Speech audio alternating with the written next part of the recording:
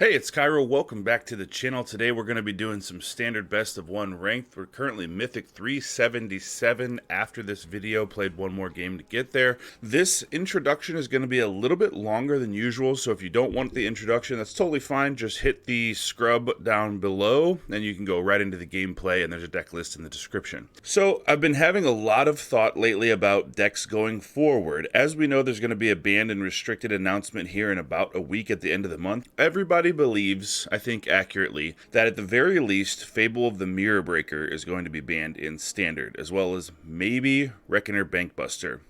Whether or not you agree with this or whatever view you have on it, it's probably likely to happen. So, for that reason, I put out a community post saying that basically I'm not playing decks with Fable because I don't want you to go out, get used to a deck with Fable in it, play that, and then have it unexpectedly be banned, and then the deck is useless or has to be reworked. So, today, we are playing Esper Legends. So let me go with the deck for you real quick. Ended up at like Mythic 405 or something like that. So there have been a lot of different iterations of Esper Legends. The deck takes advantage of the main thing being Raffine to allow your legends to be aggressive, and the fact that legendary creatures are very good compared to normal creatures generally speaking. The downside being that you can only have one out at a time. But we have a very, very smooth mana base. This is my own version of Esper Legends. I considered a lot of different legends. A lot of the mainstays are here, but you'll notice some few key differences, especially with the release of March of the Machine and Aftermath.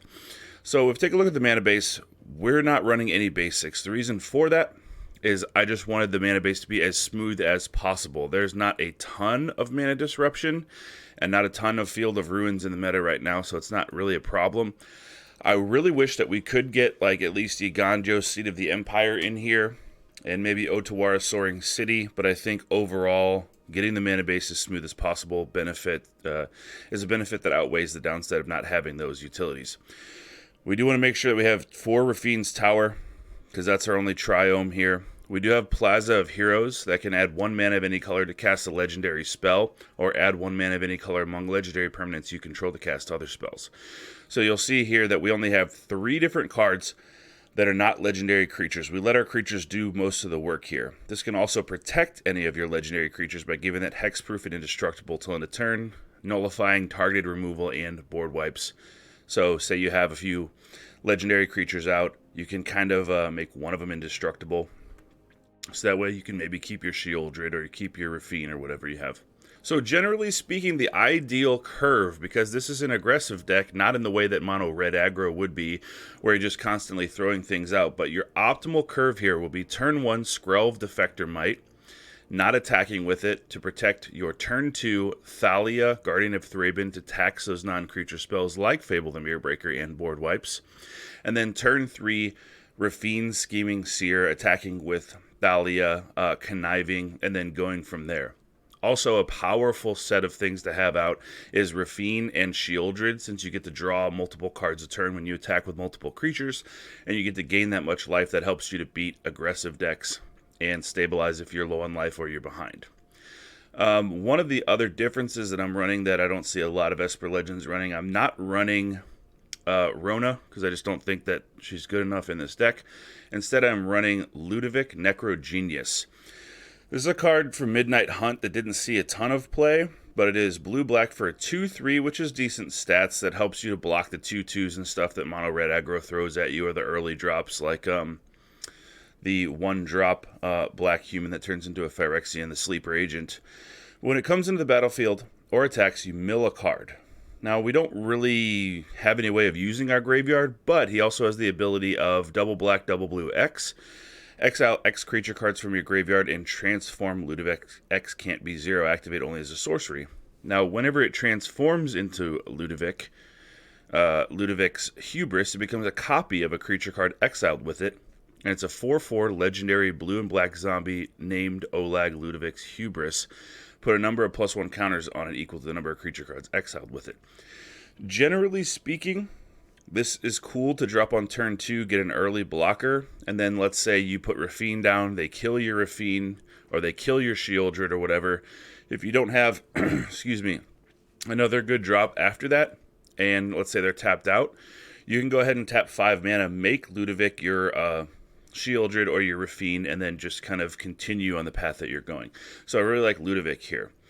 We also have Adeline, of course, because Adeline is a very, very good legendary creature, but here's the other difference. We're running Toluz, Clever Conductor. This is Esper mana, and the dual color mana does actually help here, especially if you're just kind of off and you only have, let's say you have 2 blue and a white or something, you can play this.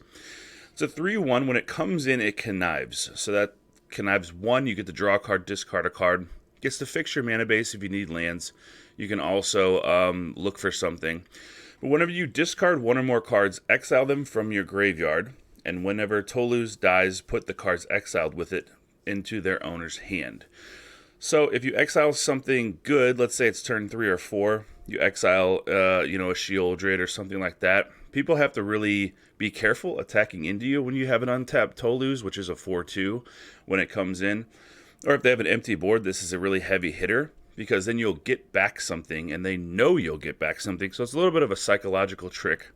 And also, if you just this remains on the battlefield for a while, anytime you're conniving, discarding cards, this just builds up and builds up. Now, it is important to say that this is whenever it dies. So if it gets exiled, you don't get those cards. And it's also a little bit of a nombo with Ludevic, so be careful of that. You don't want to mill cards, exile cards from your graveyards with Toluz, and then not be able to transform Ludevic. So that's something to be aware of. We got 4 Shieldred, because we always want Shieldred. And then above that, we have Ao the Dawnsky. 5 mana, 5/4 Flying Vigilance. If it's not dealt with, it can just kill the opponent from 20 in 4 turns. And then whenever it dies, you have some effects where you can look at the top 7 cards of your library, put any number of non-land permanent cards with total mana value 4 or less from among them onto the battlefield, and the rest on the library on the bottom in a random order. Or if you already have a lot of creatures, say you have a Thalia, a Dennick, an Adeline, whatever, Adeline made you a little token, you can just put counters on something and then finish the game that way. Very, very powerful creature. One of the things that was useful was making Ludevic into Ao the Dawnsky, and once it's killed, like, just bring it back and then just generates an insane amount of value.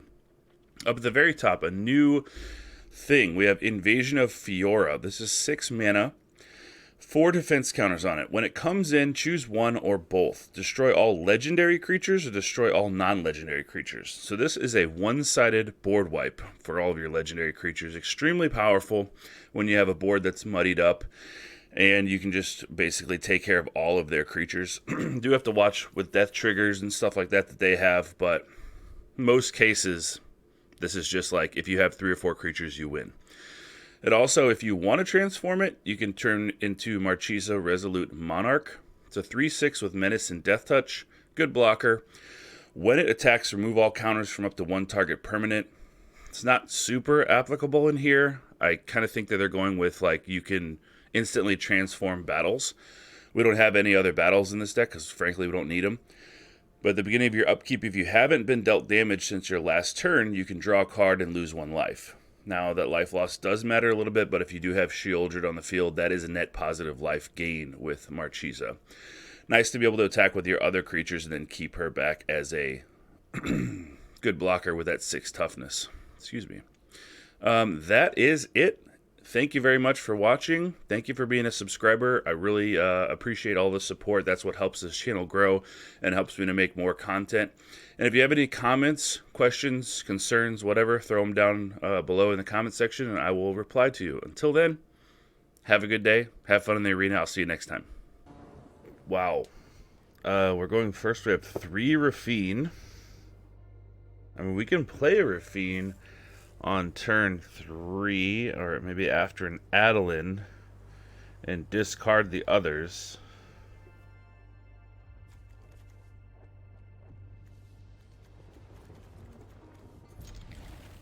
Okay. Intriguing.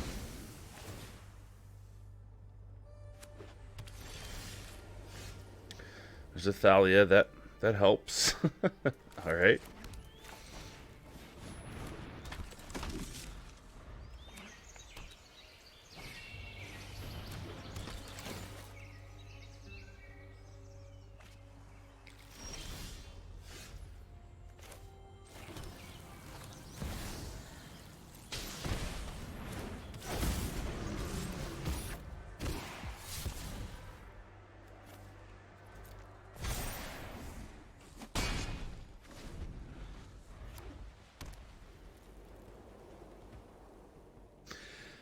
Well, we were able to get rid of one Rafine. We have a backup Rafine if we need it. Let's see what they have here. Ossification. Sure.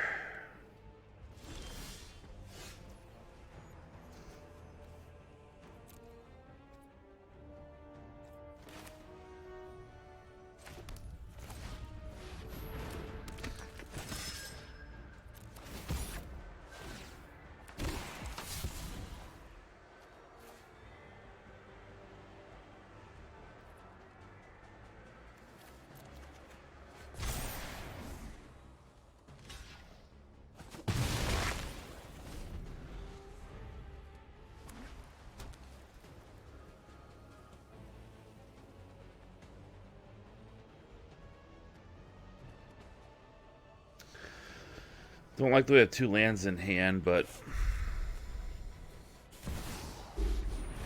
Paragon could have seen that coming with the Obscura storefront. So we can soul partition that. They can play it again for 6, which they'll need 2 more lands.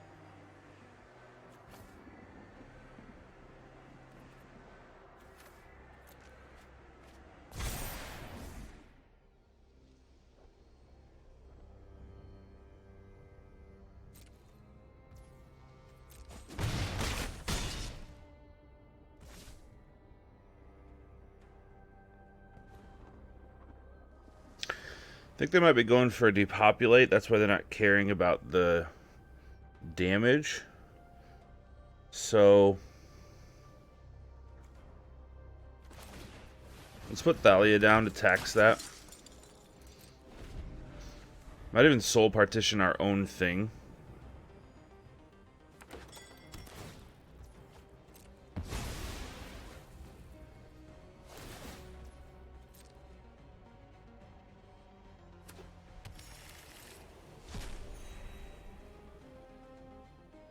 If they don't wipe the board here, we'll soul partition their Paragon. Depopulate's off the table for them now, because we have a Thalia down.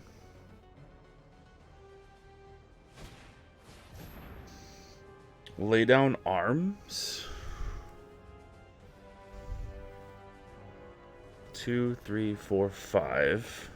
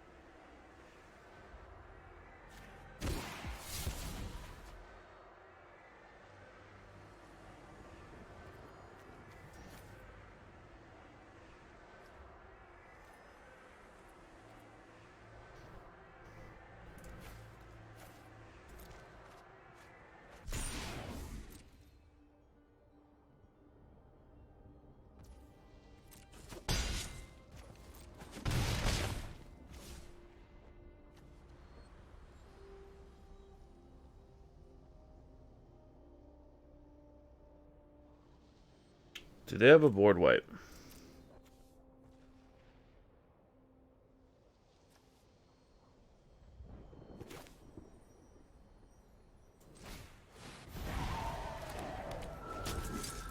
If they do have a board wipe, I guess we'll just go She-Uldred. Attack with it. If it's not a White Sun's Twilight, I mean, they're low. They're low on life.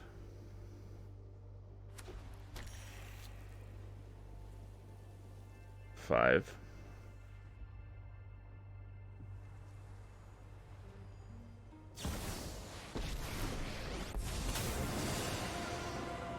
You started this, but I'm going to end it. My judgment is final. 2, 3, 4, 5, 6, 7.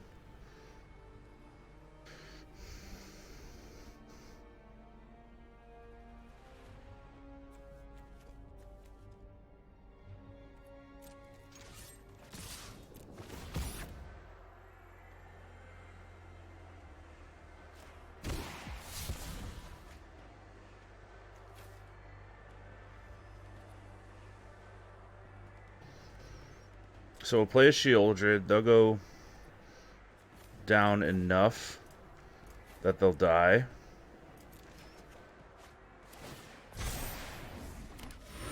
Yeah, because we're going to do 8 damage to them. We'll play a Shieldred, pass the turn to them. If they don't have instant removal for Shieldred, they'll die.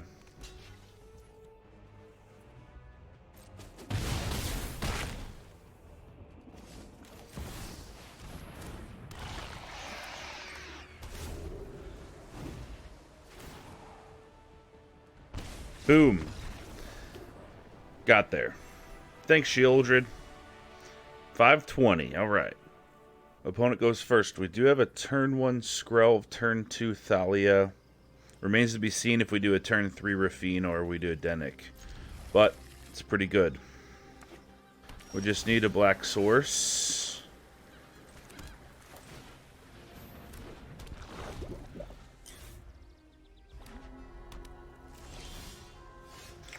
Alright, there is a black source. Let's go Thalia.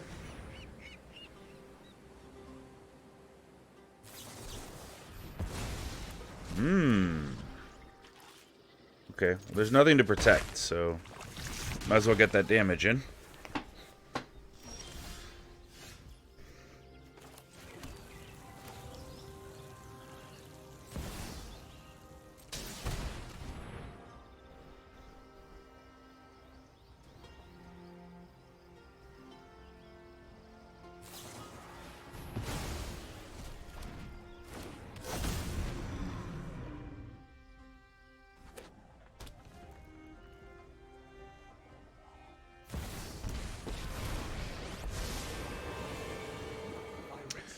Jace.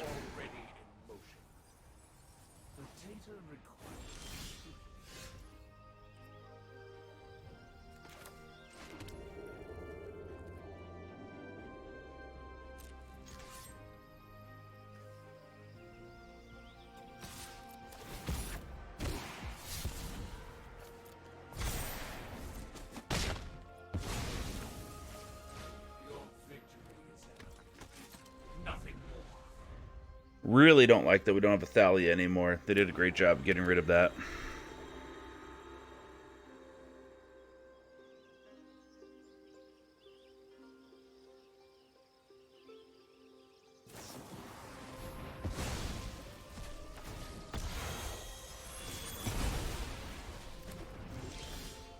That could be a good thing, though. Because we do have another one.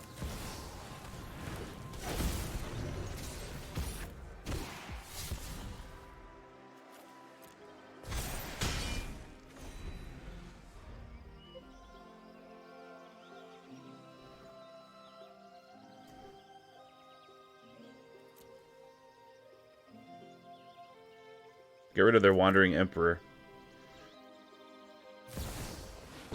Yeah, so they have another one. Now you've done it. Has come along. This is what you get for hurting my people. We're not low on life or anything, so...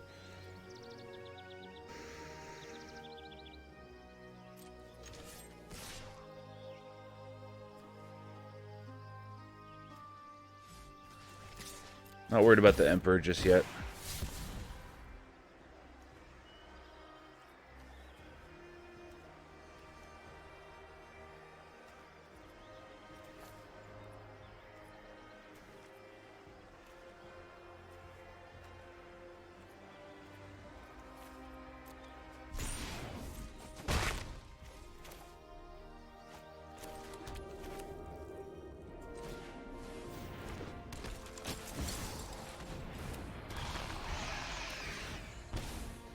Alright.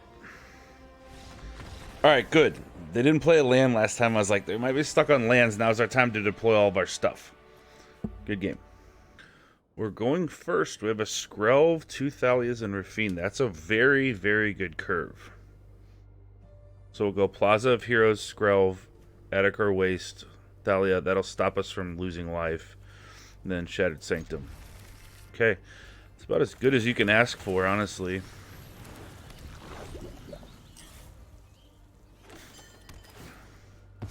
Storefront. They get a Plains. I'm thinking mono white.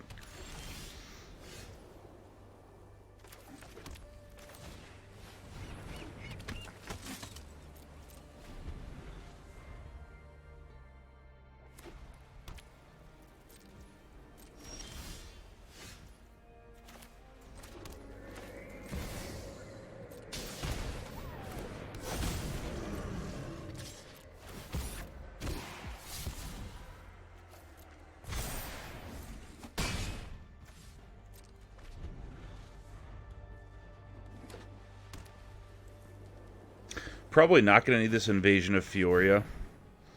Ossification on Skrelv.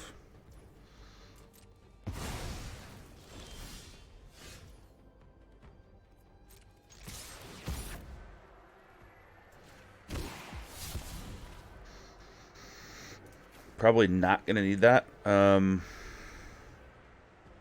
Probably won't need the cut down either, honestly.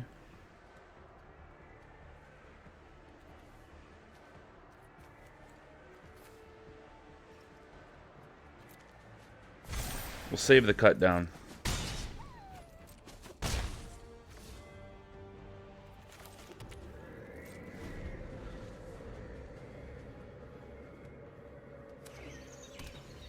The Emperor, Thalia, we have another one to play.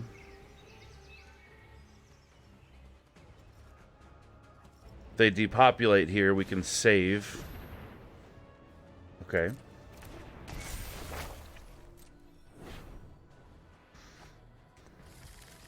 We discard all of these cards. We go 3, 4, 5, 6, 7, 8.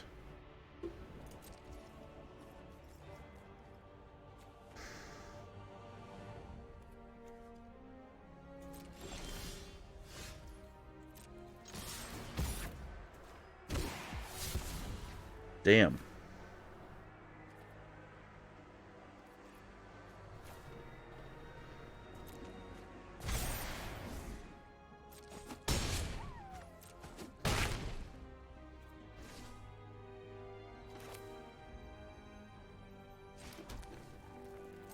Do it that way. That way we have Rafine's Tower to cycle out. If they wipe the board or target our things. And we also have a Soul Partition to take care of something if they play a big thing.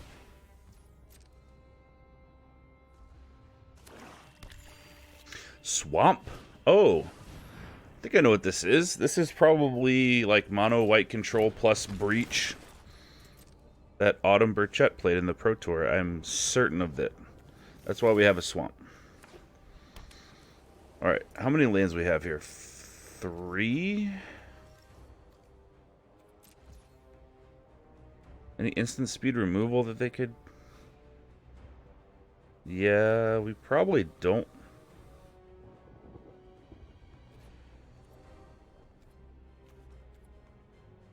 Do they have instant speed removal?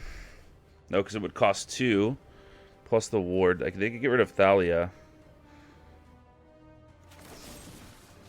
Let's try to do this. Okay. I was banking that they didn't have like a fateful absence or something like that. But we needed to get that chump blocker out of the way so that way we could have lethal on them next turn, because it's only a matter of time before they hit their breach the multiverse or whatever. Alright, good game. Alright, opponent's going first. Thalia. Toluz. Okay. We need our Rafine. Maybe we can connive with Toluz and get it.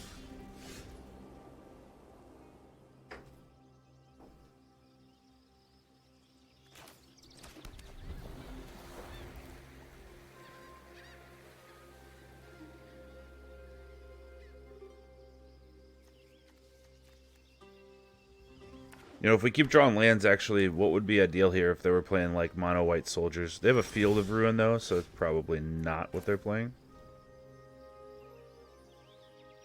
Or humans, rather.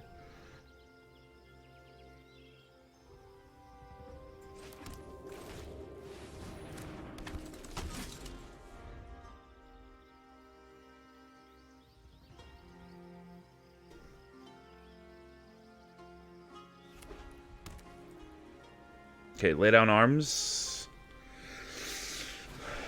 Ossification. Everybody's playing Ossification nowadays.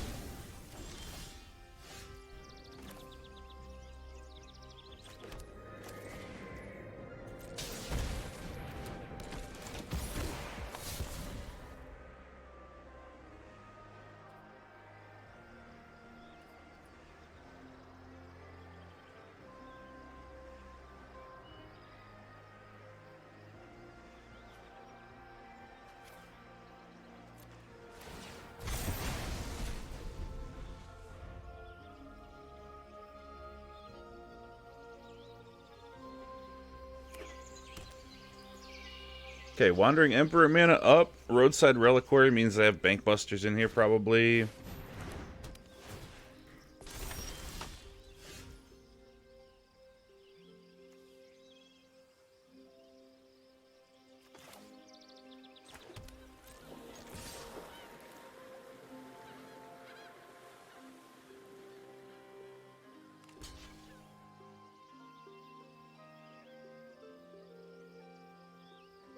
What are they going to do? Okay.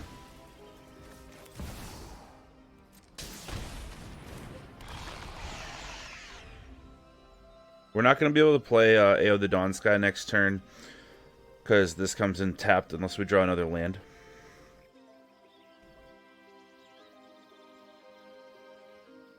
Really wish we had a Plaza of Heroes right now to protect one of these things.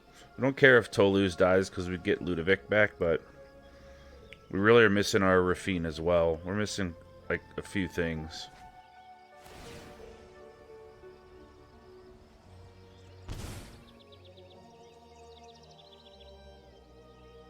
It's awkward, because we could walk right into a Wandering Emperor here, too. Which, like, Toluz won't give us Ludevic back if they Wandering Emperor it away. Okay.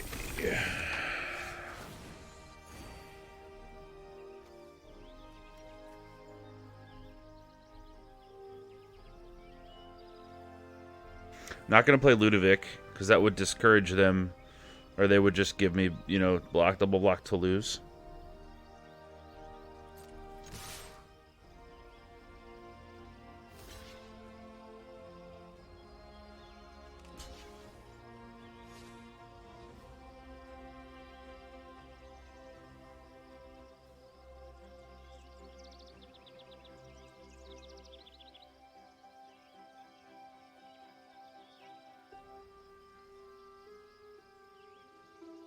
If they load up on creatures, I mean, we can definitely Invasion of Fiora.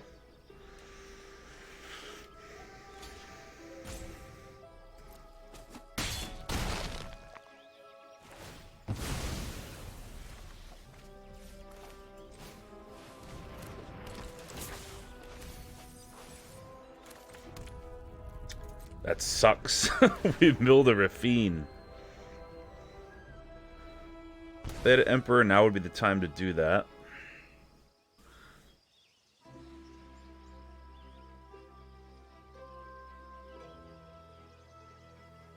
We can make Ludevic a Rafine.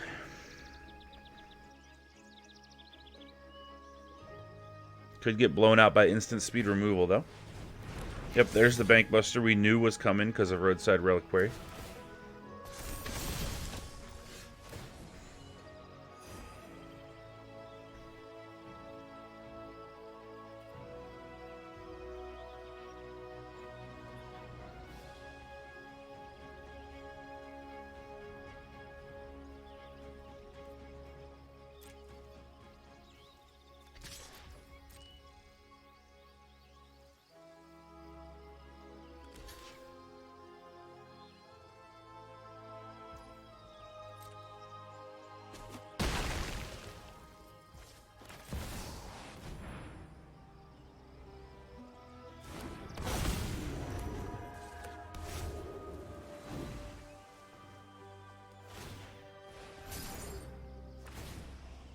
Okay, they go to 10. They go to 8.